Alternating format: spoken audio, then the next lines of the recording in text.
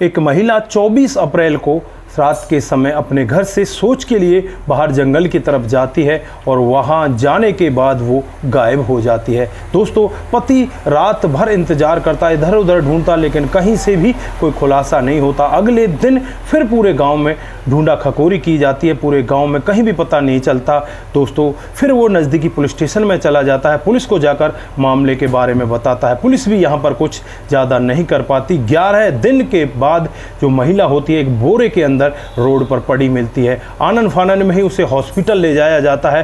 Hospital में जब उसे होश आता है और जब उसका पति उसे डिटेल से पूछता है तो एक ऐसा चौंकाने वाला सत्य वहां पर दिखाई देता है जिसे सुनकर हर कोई व्यक्ति दंग हो जाता है। उस महिला को 7 लोगों ने किडनैप करके एक जंगल में ले गए थे और वहीं पर उसे बंदी बनाकर 11 दिनों तक लगातार उसके साथ गंदा और घिनौना काम किया था। दोस्तों, उसके बाद जो होता है कभी किसी ने कल्पना भी नहीं की थी। आप लोग इस पूरे मामले को डिटेल से जानना चाहते हैं तो वीडियो के साथ लास्ट तक जरूर बने रहिए। आगे बढ़ने से पहले हमारी वही रिक्वेस्ट कि जो हमारे चैनल के साथ नए हैं कृपया करके चैनल को फॉलो कर ले, बेल आइकन को जरूर प्रेस करें। नमस्कार, जय हिंद। आप देख रहे हैं APH न्यूज राहुल रावत के साथ। दोस्तों, आज की जो हकीकत की घटना आप लोगों को बताने जा रहा हूं, राजस्थान में एक जिला पड़ता है अलवर और इसी का तिराजा थाना क्षेत्र है। इसी के अंतर्गत बगड़ गांव आता है। ये बगड़ गांव की सुषमा देवी जिसकी उम्र 32 साल होती है, उसी की हकीकत की कहानी है।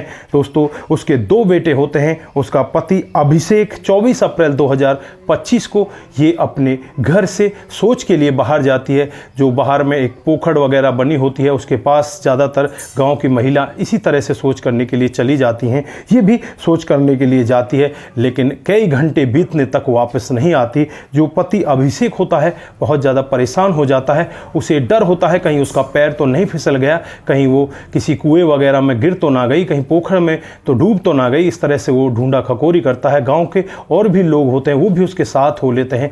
पूरी रात भर ढूंढा जाता है लेकिन कहीं से भी कोई अता पता नहीं लगता। दोस्तों, फिर यहाँ पर दूसरे दिन भी ढूंढा जाता है, फिर भी कोई अता पता नहीं लगता। अब अड़ोसी पड़ोसी कहने लगते हैं कि शायद तुम्हारी पत्नी तुमसे नाराज होकर कहीं चली गई है। दोस्तों, उसके बाद वो नज़दीकी पुलिस स्टेशन में जाता है, अपनी पत्नी की गुमशुदगी की रिपोर्ट दर्ज कराता है, लेकिन वहां से भी पुलिस का कोई रेस्पॉन्स नहीं मिलता।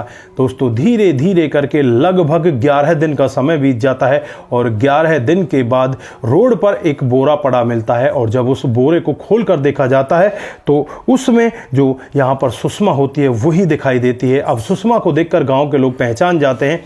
तुरंत ही आनन फानन में उसके पति को बताया जाता है। पति मौके पर पहुंच जाता है, अपनी पत्नी को लेकर नज़दीकी हॉस्पिटल में जाता है, वहां उसका उपचार कराता है। उपचार के बाद जब उसे होश आता है तो पति उससे पूछने लगता है कि तुम्हारे साथ में हुआ क्या था, तुम सच सच मुझे बताओ। तो यहाँ पर पत्नी कहती है कि नहीं नहीं, मेरे साथ में कुछ भी नहीं हुआ, अगर मैं तुम्हें कुछ बताऊंगी तो वो लोग तुम्हें भी मार देंगे। पति यहाँ पर अपनी पत्नी को सांत्वना देता है और उससे कहता है कि कोई भी तुम्हें नहीं मारेगा, तुम टेंशन ना करो, तुम बताओ तो सही तुम्हारे साथ में हुआ क्या है।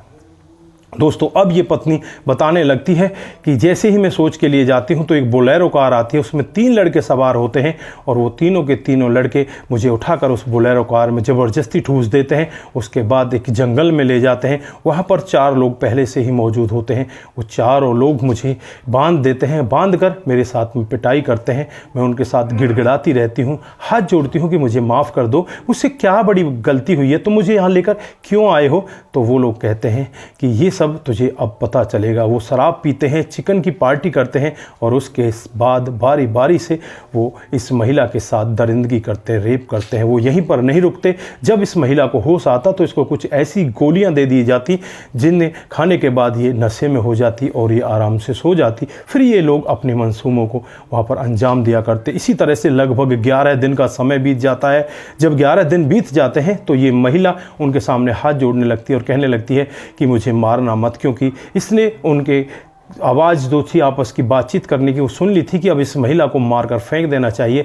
तो यहाँ पर ये महिला कहती है कि मुझे मारना मत, मैं तुम्हारी कोई कंप्लेंट नहीं करूँगी, मैं जीना चाहती हूँ, मैं अपने बच्चों को पालना चाहती हूँ, मेरे छोटे छोटे 2 बेटे हैं। दोस्तों, यहाँ पर महिला की उम्र मात्र 32 साल होती है। अब महिला इस तरह से गिड़गिड़ाती है तो वो लोग भी मान जाते हैं। वो कहते हैं कि हमने तुम्हारा वीडियो बना लिया है, तुम्हारे पति को नहीं छोड़ा जाएगा, तुम्हारे बच्चों को नहीं छोड़ा जाएगा। अगर तुमने कहीं कंप्लेंट करने की कोशिश की, यहाँ पर वो अपने पति से भी यही कहती है कि तुम्हें किसी से कुछ नहीं कहना, किसी के खिलाफ हमें कोई कार्रवाई नहीं करनी, बस हमें चुपचाप रहना, नहीं तो वो तुम लोगों को भी मार देंगे। वो बहुत खतरनाक लोग हैं दोस्तों। पति भी चुपचाप हो जाता है, पत्नी भी चुपचाप हो जाती है। अब यहाँ पर ये किसी से कुछ भी नहीं कहते दोस्तों। जो रिश्तेदार आते हैं वो बार बार इसे पूछा करते कि क्या हुआ तेरे साथ में, तो ये रिश्तेदारों को इधर उधर की बातें बताने लगती है। अब यहाँ पर वो बहुत ही ज़्यादा परेशान होने लगते हैं, अपने अंदर अंदर घुटने लगती है। उसे लगता है कि तेरे साथ जो गलत हुआ है और गलत करने वाले आज़ाद घूम रहे हैं, वो आज़ाद नहीं घूमने चाहिए दोस्तों, उन्हें सलाखों के अंदर होना चाहिए। इस तरह से ये अपने मन में सोचने लगती है, अपने पति से कहती है कि अब हमें पुलिस स्टेशन में जाना चाहिए। फिर 15 जून को ये नज़दीकी पुलिस स्टेशन में जाते हैं और पुलिस स्टेशन में जाने के बाद जो पुलिस वाले होते हैं इन्हें वहाँ से भगा देते हैं और कहने लगते हैं कि तुम्हारे साथ में इतने दिन पहले कोई मामला हुआ है और तुम अब हमारे पास आ रहे हो, तुम्हारा तो मेडिकल भी नहीं होगा, तुम अब हमारे पास क्यों आ रही हो, पहले क्यों नहीं आई। इस तरह से इन्हें वहाँ से डरा कर धमका कर भगा दिया जाता। पुलिस इनकी कोई भी मदद नहीं करती दोस्तों। उसके बाद 17 जुलाई को ये डीएसपी सुनील शर्मा के पास पहुँचते हैं। सुनील शर्मा से अपनी पूरी गुहार लगाती, पूरी बात को डिटेल से उन्हें बताते हैं कि इस तरह से हमारी पत्नी के साथ बहुत गलत हुआ है, साहब आप हमारी मदद कर दीजिए। दोस्तों यहाँ पर डीएसपी सुनील शर्मा उन्हें आश्वासन देते हैं कि जल्द ही इस सब का मामला दर्ज कर लिया जाएगा और उन लोगों को पकड़ लिया जाएगा। दोस्तों फिर भी इन्हें विश्वास नहीं होता, तो ये वहाँ के जो एसपी होते हैं तेजपाल सिंह, उनके पास पहुँचती हैं और जब तेजपाल सिंह इसमें दखल अंदाजी करते हैं, जो थाना इंचार्ज थाना प्रभारी होता है उससे कहा जाता है कि अगर तुमने इनका मामला दर्ज नहीं किया तो तुम्हारे खिलाफ मैं मामला दर्ज कर दूंगा। दोस्तों अब यहाँ पर जो एसएचओ साहब होते हैं एकदम से कड़क हो जाते हैं और फिर यहाँ पर इनकी रिपोर्ट दर्ज कर ली जाती है। अब उन 7 लड़कों को ढूंढा जा रहा है। अब पुलिस दावा कर रही है कि जल्द ही उन 7 लड़कों को गिरफ्तार कर लिया जाएगा। पुराने सीसीटीवी कैमरों को खंगाला जा रहा है, आसपास के लोगों से बातचीत करी जा रही है।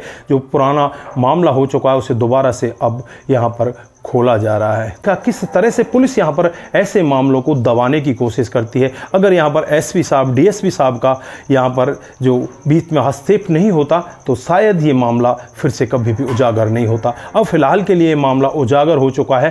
तो यहाँ पर जो महिला है वो यही कह रही है कि मेरा वीडियो वायरल होना है तो हो जाए, मेरी तो इज्जत अब भी उछल चुकी है, लेकिन रात भर मुझे वो दरिंदे सोने नहीं देते। मुझे रात भर सपने में वही दिखाई देते हैं कि उन्होंने मेरे साथ में इतना घिनौना काम किया है। वो किसी दूसरी महिला के साथ भी ऐसा ही कर सकते हैं। मैं उन्हें छोड़ने वाली नहीं हूँ, चाहे मुझे सब के लिए कुछ भी करना पड़ जाए, चाहे मुझे वो मार दें, चाहे मेरे पति को मार दें, मेरे बेटे को मार दें, वो कुछ भी कर ले, उनकी जो मर्जी है वो कर सकते हैं, लेकिन अब मैं उनको छोड़ूंगी नहीं। अब उनको सलाखों के अंदर डलवा कर ही रहूंगी।